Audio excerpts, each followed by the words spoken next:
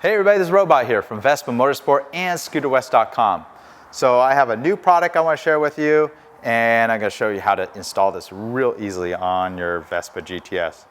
This is a front fender mudguard extension. It's made out of a nice soft nylon plastic, just like the original fender. It's in black finish, of course. If you're real adventurous, you can fiberglass it in, you could sand this and get it painted if you want to do something little wild with it, but I'm going to just show how to do the basic installation with the included plastic rivets. And all you need to install it essentially is a 5/32 drill bit, and that's pretty much it. And once you add this to the front fender, it adds another 6.5 inches of extra protection. So pretty much if you're riding a lot of wet weather, it's going to keep water from getting kicked up under the frame. Same with keeping gravel and rocks from making contact to the center section of the steel frame on your scooter. Of course, you can also get away without these. I've ridden GTSs for years in off-road environments, and just waxing the scooter, and keeping any paint chips from becoming open, exposing the bare steel is also a measure. But this is pretty much install it and forget it. So let's get right to it. All right, so the first step I like to do with anything that you're going to be drilling hole through a painted surface, put some masking tape. This is just standard painter's masking tape. And we're going to start on the right side of the fender. And pretty much got to degrease it. If you wax the scooter, the tape's not going to stick all that well. And you have kind of a large region of area where you could put these rivets all in this area. Keep in mind this little divot right here is the mounting point for the cable, so you need to take care not to drill into this little cavity. You need to put a rivet a little lower when it comes to the left side. So of course you want to mock it up, make sure it all fits. Before you go any further, I would take something like brake cleaner. It's not going to affect the paint, but you want to clean the inside of the fender if you're going to use the double stick tape that's included. And kind of will take any tack. Don't know how much clear coat on the underside, so sometimes I'll take a small amount of the base coat. And from here we'll go ahead and put the double stick tape strip that's included.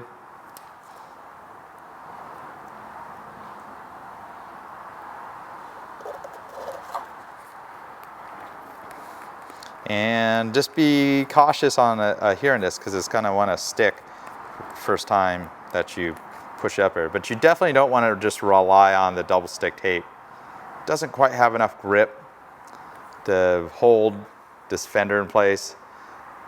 Of course, there's probably some nice glues out there, epoxies, that it is, it's possible to glue this whole thing on here for a nice hidden, no fastener look. So go ahead and pull that backing off the other side of that double stick tape. Very, very sticky. And at this point, you want to make sure you're kind of at the level. Make sure we get it pretty close to where it is, because once it sticks, it's not going to be very easy to reposition. So at this point, I'm just pushing towards the back. The nice thing about having the tape on the back is it kind of keeps if you're going through a lot of rain, you won't have as much mud coming through the seam here.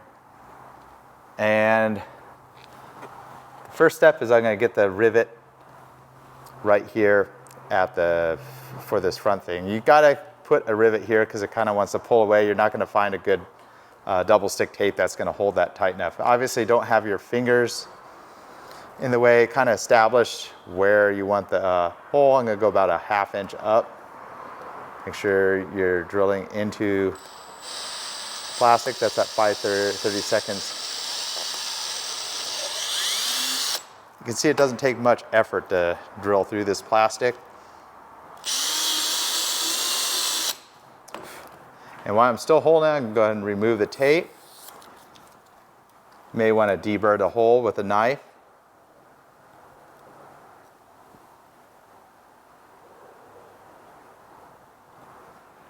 And then take one of those plastic rivets and you can see they have a little button on them. So you want the hole to be fairly tight. And if you got to open it up, 5/30 seconds is going to be a pretty tight fit. This is actually a little bit smaller than 4 millimeters. And go all the way through. And then just go ahead and push the button. And now it's locked in place. And for the other right fastener, I'm going to do it right from the tail of the fender right here, probably right where the seam is. Go in about a 1/2 inch and up a 1/2 inch.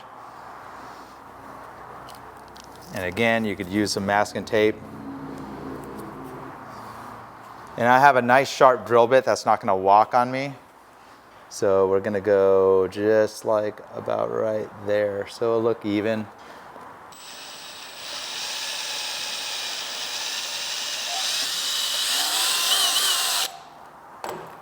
So I have this right rear hole mounted. One thing about the masking tape, I kind of trimmed it on the outline of the fender.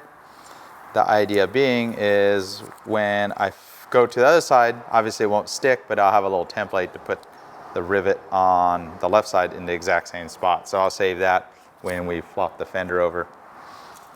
So again, just 5/30 seconds hole, and we'll get this little plastic rivet. It's always good to kind of back everything up, make sure it protrudes all the way through, give it a little pressure from the backside, and then push the little button, and now it's holding in place nice and tight. So now we'll go ahead and flip the handlebars over to the right and work on the left side here. So I have the tape that I removed in that last step, and I'm just going to use it as a template, for approximate location where I want this rivet. And there's already a hole punctured, so a little dot right there is all you need. And this masking tape's just clear enough where I can see right through it. So go ahead and drill right there. I can see the dot, no problem. Put a little pressure on the backside. Don't drill into your fingers there, only into the fender. Again, deburr the hole if necessary.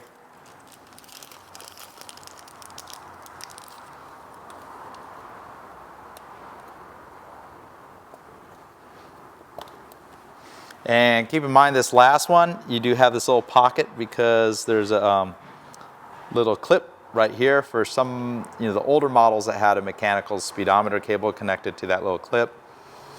So you're gonna have to go back a little bit. You can just feel from the backside where the ideal spot is to drill.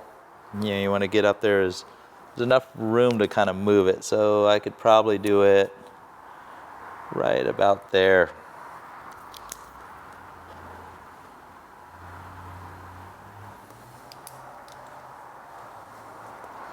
Again, keep some pressure on it, but keep your fingers out of the path of the drill bit here. So the last one, and there we have it. So that one's holding in place. It's definitely on there pretty secure with those plastic rivets. So you're pretty much all set. It's all one with the fender, as you can see, kind of flexes with the fender. It's not going to go anywhere with those plastic rivets. If you ever need to remove it for some reason, I would recommend removing the tire, and you could get something like a plastic handle of a screwdriver to push the pin out, and then carefully pry these caps out if you ever had to remove this. One creative idea, say you don't really like these black pins here, you can certainly buy the Scooter West touch-up paint in the color of your scooter. And if you're going to do that, I would recommend scuffing up the gloss surface of these buttons, with Scotch-Brite, and just dab some touch-up paint after you have them installed. And if it's scuffed up to a nice dull finish, the touch-up paint's going to adhere pretty nicely. So one way to clean it up, maybe you're going for the chrome look, put stainless steel, replace those with stainless steel screws. Obviously, don't over tighten metal screws on the plastic because it will distort or crack the plastic, so keep that in mind.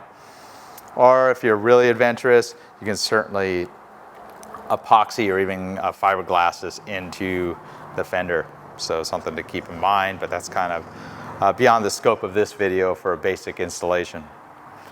So I hope you found that pretty useful, and maybe you're looking for something like this. I know a lot of customers have been requesting a front fender mud guard for the Vespa GTS for quite a long time, and now we have it available at scooterwest.com. Just search for MF16 for the GTS version, and if you have a Primavera Sprint, we have MF15 for the smaller version of this that's specifically designed for the Sprint and Primavera.